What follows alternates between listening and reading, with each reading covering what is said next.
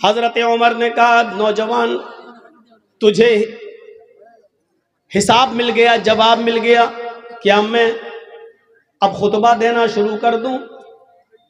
اس نوجوان نے کہا نہیں ابھی میں سیٹسفائی نہیں ہوا۔ یہ لیجئے، اس نوجوان نے کہا کہ ابھی میں سیٹسفائی نہیں ہوا، ابھی میں مطمئن نہیں ہوا، سنتشٹ نہیں ہوا۔ حضرت عمر نے کہا اب کیا ڈاؤٹ ہے تمہیں؟ اس نے کہا امیر المومنین ایک چادر تو سب کو ملی تھی، میرے حصے میں بھی تو ایک چادر آئی تھی، ایک چادر میں میری قمیض نہیں بنی، تم تو ہم سے زیادہ لمبے ہو، ہم سے زیادہ چوڑے ہو، ہم سے زیادہ موٹے ہو، جب میری قمیض نہیں بنی تو آپ کی کیسے بن گئی؟ یہ لو۔ حضرت عمر نے کہا بیٹے اس کا بھی جواب دو ورنہ عمر کبھی بھی منبر رسول پر قدم نہیں رکھے گا۔ اگر آج تمہارے باپ کے اوپر الزام لگ گیا تو کبھی زندگی میں محمد کے منبر پر چڑھنے کے لائق نہیں رہوں گا۔ اپنے آپ کو دیکھیے کیسے پاک و صاف رکھتے تھے۔ یہی سب باتیں اس سائنٹسٹ نے پڑھی تھی تو کہا تھا کہ اسلام سے بہتر کوئی مذہب نہیں ہے، لیکن جب حالات دیکھے کہ اپنے بھائیوں کی بھی زمین پر قبضے کرنے والے سب سے زیادہ مسلمان، غریبوں کی جائیدادوں پر قبضہ کرنے والے اور یتیموں کا مال بھی کھا جانے والے سب سے زیادہ مسلمان، تب اس نے کہا تھا کہ دنیا کی بگڑی ہوئی قوموں میں سب سے زیادہ بگڑا ہوا مسلمان۔ بیٹے نے کہا اے نوجوان سب کو ایک چادر ملی تھی، میرے حصے میں بھی ایک چادر آئی تھی، میرے باپ کے حصے میں بھی ایک چادر آئی تھی، جب ایک چادر میں میرے باپ کی قمیض نہیں بن رہی تھی تو میں نے اپنے حصے کی بھی چادر اپنے باپ کو دے دی، میری اور اپنی دونوں چادر ملا کر میرے باپ نے قمیض بنا لی۔ وہ نوجوان کھڑا ہوتا اور کہتا امیر المومنین اب میں مطمئن ہو گیا، اب مجھے سکون مل گیا، اب میں سیٹسفائی ہو گیا، اب آپ خطبہ دیجئے۔ تب حضرت عمر فاروق نے خطبہ دینا شروع کیا۔ حساب زندہ لیتے ہیں اور حساب زندہ دیتے ہیں۔ میرے بھائیوں مردوں سے حساب نہ لیا جاتا ہے نہ دیا جاتا ہے۔ آپ کے پاس کسی آدمی پر 5,000 10,000 روپے وہ مر گیا، اب آپ اس مردے سے مانگنے نہیں جائیں گے کیونکہ وہ مر گیا، اس کے گھر والوں کے پاس جائیں گے، ان کو مرضی ہوگی تو دیں گے ورنہ کہیں گے کہ ہم نے تھوڑی لیے تھے، میرے باپ نے لیے تھے، میرے فلاں نے لیے تھے، ہمیں تو نہیں معلوم، نہ انہوں نے کبھی بتایا، نہ ڈائری پہ لکھا ہے، نہ ہمیں اس کی وصیت کر گئے ہم کیوں دیں۔ میرے بھائیو حساب زندوں سے لیا جاتا ہے۔ آپ اپنے بیٹے کا حساب لو، آپ اپنی بیٹیوں کا حساب لو، آپ اپنی بیوی کا حساب لو، آپ اپنے سماج میں رہتے ہو، سماج کا سردار آپ کا حساب لے، آپ سردار کا بھی حساب لے سکتے ہیں۔ میرے پیارے ساتھیو اسلام یہی شکشا لے کر ہمارے سامنے آتا ہے اور یہی بتاتا ہے، یہی چیز تو ہے اسلام کی سب سے بڑی خصوصیت۔ اسلام کیا ہے آپ کو بتا دوں، اسلام مکمل ہے، دنیا کا کوئی دھرم مکمل نہیں ہے۔ آئیے تھوڑا سا تقابل کر لیتے ہیں، ذرا دوسرے مذہبوں کو بھی سامنے رکھ کر اسلام کی سچائی کی طرف آتے ہیں۔ دنیا میں مکمل اگر کوئی دھرم ہے، مکمل سمجھتے ہیں نا کمپلیٹ، اگر کمپلیٹ کوئی ریلیجیس کوئی مذہب ہے تو کیا ہے؟ اسلام۔ دنیا میں سب سے زیادہ مکمل کمپلیٹ اگر کوئی مذہب ہے تو وہ اسلام ہے۔ نبی اکرم سے پہلے کون تھے؟ حضرت عیسیٰ علیہ السلام، لیکن عیسائیت کمپلیٹ نہیں ہے۔ حضرت عیسیٰ علیہ السلام کے حالات 3 سال سے زیادہ آپ کو نہیں ملیں گے، پوری بائبل پڑھ جائیے، 3 سال سے زیادہ عیسیٰ علیہ السلام کے حالات نہیں ملیں گے۔ ابراہیم علیہ السلام کی زندگی کے 5 سال سے زیادہ کے حالات نہیں ملیں گے۔ موسیٰ علیہ السلام کی زندگی کے 4 سال سے زیادہ حالات آپ کو نہیں ملیں گے۔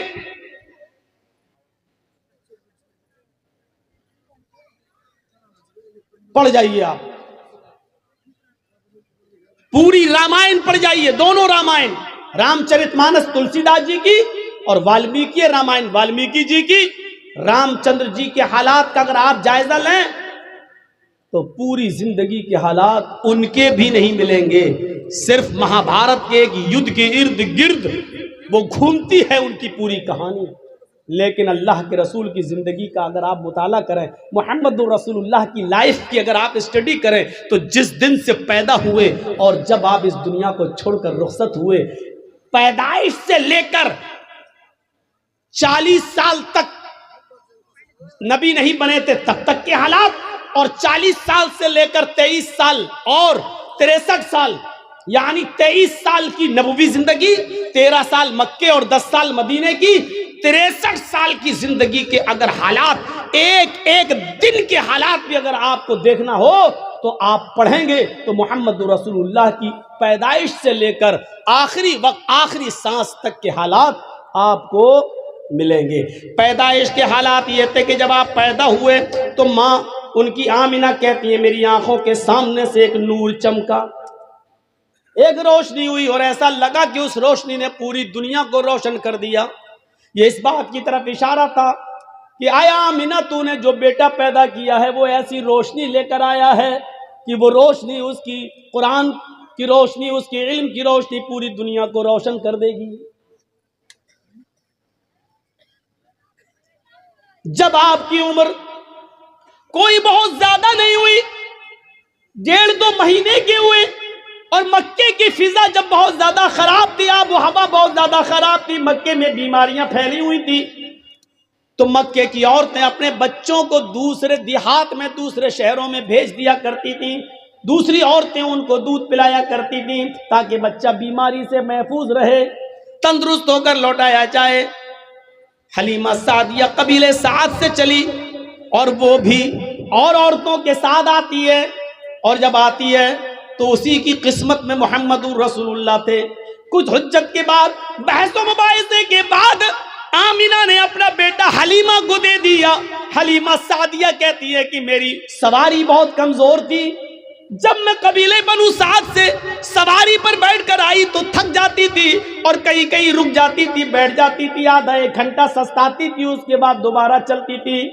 لیکن جب محمد کو میں نے لیا، اس 1.5 مہینے کے بچے کو جب میں نے اپنی گود میں لیا، اس 45 دن کے بچے کو جب میں نے اپنی گود میں لیا اور اس سواری کے اوپر بیٹھی اور قبیلے بنو سعد اپنے گھر میں، اپنے خاندان میں لے کے آنے لگی، تو میری وہی سواری جو تھک جایا کرتی تھی، ہوا سے باتیں کرنے لگی، اس کی بیماری ختم ہو گئی، تھکنے کا نام نہیں لیتی تھی، کبھی رکنے کا نام نہیں لیتی تھی۔ پیچھے سے حلیمہ کی سہیلیاں، ان کی دوست، ان کی سہیلیاں پیچھے سے پیچھے رہ گئیں، ان کی سواریاں پیچھے رہ گئیں، اور حلیمہ کی سہیلیاں چیخ چیخ کر کہنے لگی او بنت ابو زؤیب، او ابو زؤیب کی بیٹی ذرا رک جا، مجھے بھی تو اپنے پاس آ جانے دے، ہم لوگ ساتھ میں آئے تھے، ساتھ میں جائیں گے۔ جب تیری اونٹنی تھک جاتی تھی، تیری سواری تھک جاتی تھی تو ہم بھی رک جاتے تھے، آج تو رکنے کا نام نہیں لے رہی ہے، جب جا رہے ہیں تو اکیلی بھاگ رہی ہے، ارے ہمیں بھی تو اپنے ساتھ لے کے چل۔ اور پیچھے مڑ کر حلیمہ کہتی میں کیسے رکوں، یہ اونٹنی رکنے کا نام ہی نہیں لیتی ہے، بخدا میں نہیں جانتی ہوں کہ اس اونٹنی کو کیا ہو گیا ہے، یہ تو بڑی کمزور تھی، بڑی لاغر تھی، بڑی نحیف تھی، بہت ہی زیادہ کمزور تھی، پتہ نہیں اس میں اتنی طاقت کہاں سے آ گئی۔ پھر وہ اس 1.5 مہینے کے بچے کو اٹھاتی ہے، کہتی ہے باخدا مجھے تو اس بچے میں کوئی چمتکار نظر آ رہا ہے، مجھے تو اس بچے کی کوئی برکت نظر آ رہی ہے۔ میرے پیارے ساتھیوں، یہاں سے محمد رسول اللہ کے حالات کا ذرا جائزہ لیجئے، پہلے دن سے لے کر یہ 45 دن کی کیپیسٹی ہے۔ میرے بھائیوں ذرا غور کرو، جب ہوش سنبھالا اس وقت کی زندگی کے بارے میں دیکھیے، اور جب 40 سال کی عمر میں جب آپ کو نبوت ملی، اقرأ بسم ربک الذی خلق، یہ قرآن کی پہلی آیت جب نبی اکرم کے اوپر نازل ہوئی تو یہاں سے سلسلہ چلا تو اللہ کا نام لے کر پڑھ، اقرأ بسم ربک الذی خلق، اس رب کے نام سے پڑھ جس نے پیدا کیا۔ یہاں سے آپ نے اپنی زندگی کا 90 آغاز کیا، 90 دور یہاں سے شروع ہوتا ہے۔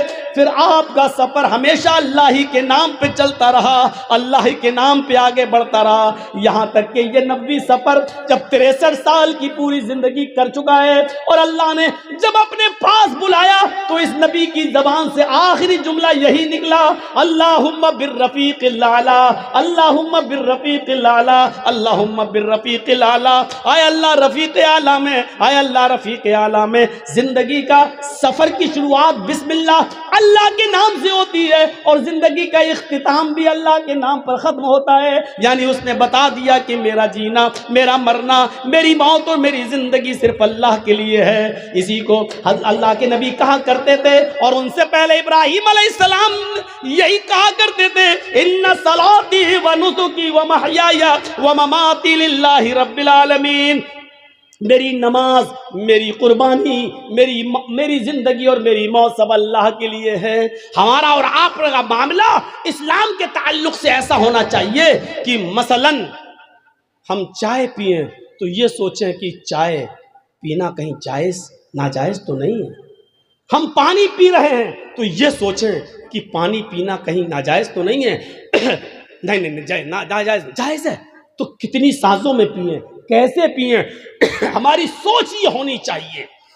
ہمارا اٹھنا بیٹھ ہر وقت یہ سوچنا چاہیے کہ ہم چلنے میں کہیں غلطی تو نہیں کر رہے ہیں، کہیں ہم اسلام کی مخالفت تو نہیں کر رہے ہیں۔ ہمارے دماغ پر اسلام چھا جانا چاہیے، تب ہم اسلام کے اندر پورے کے پورے داخل ہوں گے۔ زیادہ تیز ٹوائلٹ آ رہی ہے کیا؟ سب بگاڑ دیتے ہیں میرا معاملہ یار۔ سامنے سے نہ اٹھا کریں، پیچھے سے اٹھ جائیں ہمیں کوئی دقت نہیں۔ سامنے سے اڑتے ہیں تو مجھے ایسا لگتا ہے کہ کوئی میرا مائک پکڑنے آ رہا، چھین کے ابھی پھینک دے گا۔ ایسا ہو چکا ہے میرے ساتھ، اس لیے تھوڑا ڈر لگتا ہے مجھے۔ پیچھے سے اڑ جایا کرو۔ اب ہم کو لگتا ہے کہ پولیتھین منگایا کریں گے، جس کو زیادہ تیز آئے وہ یہی کر لیا کریں گے، اچھا نہیں لگتا یار۔ ابھی کچھ دن پہلے ایک بڈھا اٹھ رہا تھا بیچارہ 80 سال کا، میں نے کہا کہاں جا رہے ہو؟ اب تو تم چاچی کے لائق بھی نہیں رہ گئے، اب کہاں کیا کرو گے، یہاں بیٹھ جاؤ۔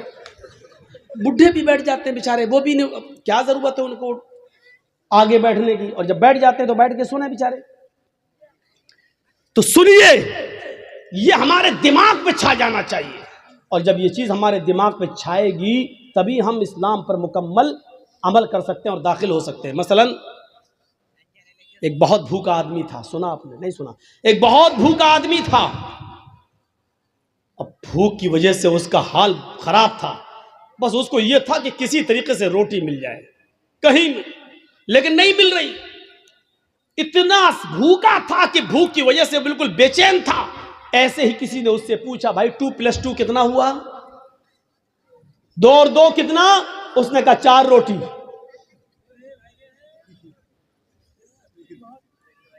وہ 4 موبائل بھی کہہ سکتا تھا، وہ 4 مائک بھی بول سکتا تھا،